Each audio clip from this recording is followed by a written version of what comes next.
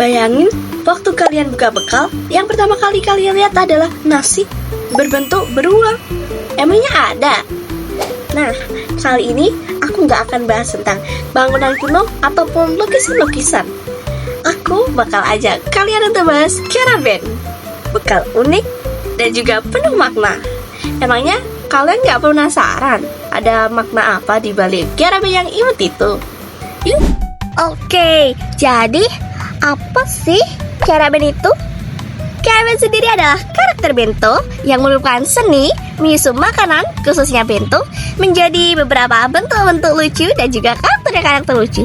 Bayangin aja nih, nasi bisa jadi Pikachu, telur bisa jadi rambutnya Sailor Moon, dan masih banyak lagi. Gokil gak sih? Eits, tapi jangan salah, ini bukan cuma soal lucu-lucuan. Kera-Ben sendiri adalah objek estetis dari ranah kria dan juga kuliner yang menghadirkan fungsi dan keindahan dalam satu kotak makan desain yang bisa kamu lihat, kamu cium, dan juga kamu makan pastinya. Setiap elemen diatur secara sadar, warna, bentuk, bahkan komposisi karakter untuk menciptakan pengalaman visual yang menyenangkan.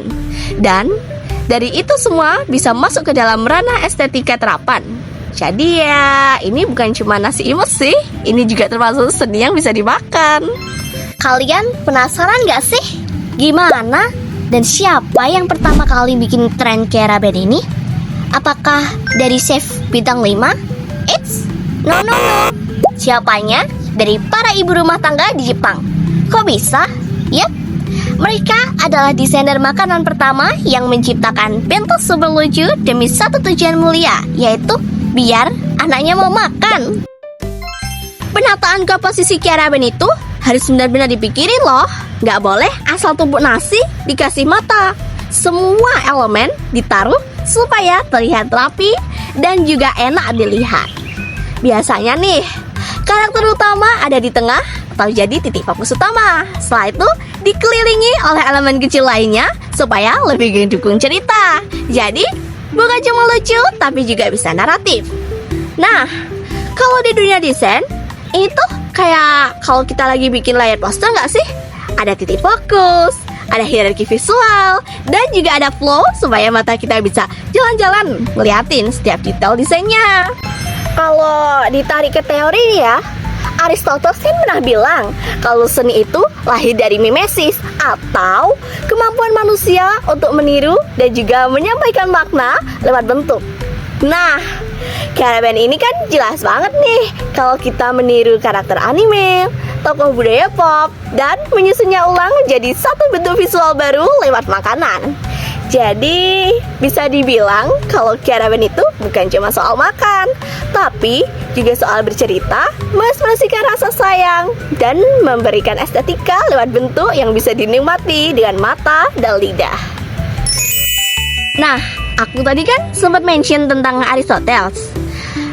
Sekarang gimana kalau kita ngomongin tentang apa sih yang ada di dalamnya Kera-Ben itu? Kok bisa masuk estetika terapan?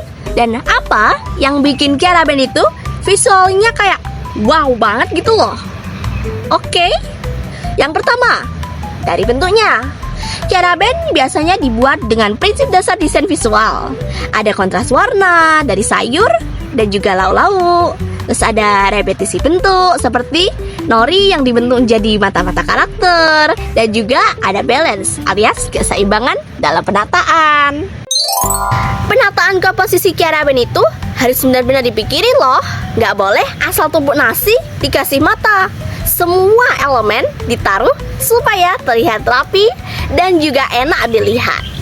Biasanya nih, karakter utama ada di tengah atau jadi titik fokus utama. Setelah itu dikelilingi oleh elemen kecil lainnya supaya lebih mendukung cerita. Jadi bukan cuma lucu, tapi juga bisa naratif.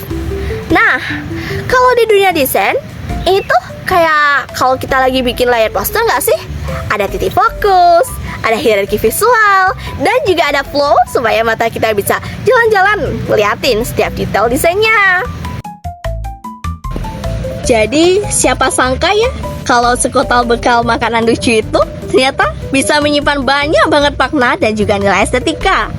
Keraben sendiri sudah nunjukin ke kita bahwa desain tuh nggak harus besar dan rumit.